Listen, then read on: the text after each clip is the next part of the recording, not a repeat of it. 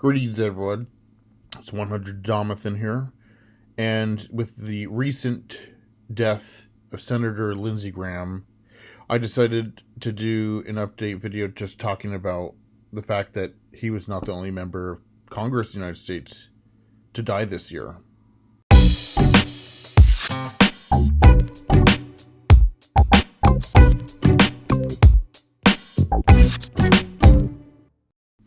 This year, 2026, 3 members of Congress died in office this year. So one of them, the first to die, was a Republican congressman from California named Doug Lamalfa. He died at the age of 65 from a heart attack. He was born in 1960, and he had been in office since 2013. And then the second person in Congress to die this year was Georgia Congressman David Scott, who was 80 years old. He was born in 1945, and he had been in Congress since 2003. And the third member of Congress was very recently Senator Lindsey Graham of South Carolina. He died of a heart attack at the age of 71.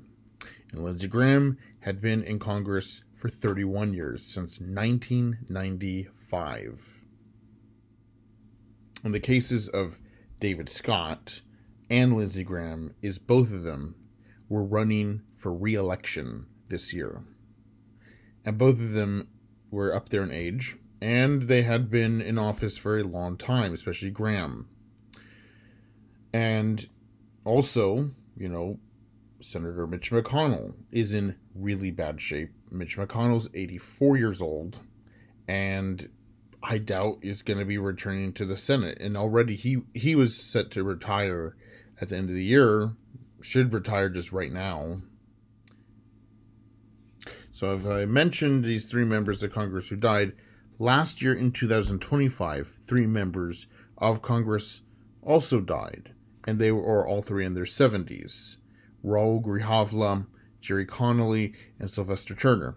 And then in 2024, also 3 members of Congress died in office who were in that age range.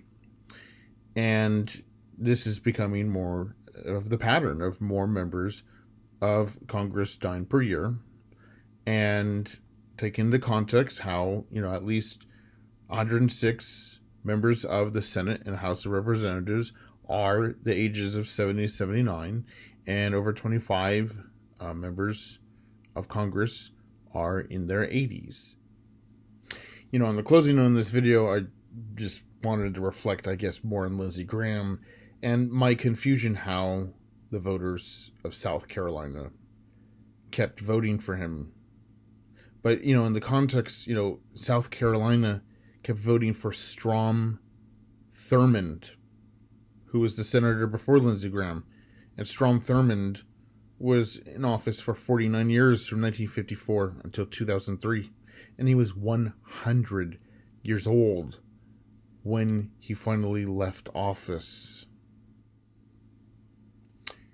And then Lindsey Graham, this guy was, a very interventionist, loud neocon, war hawk, always advocating for wars, and that's just basically going to be his legacy, because that's all he did was demand that the United States invade this country and invade the next country, and it was never enough.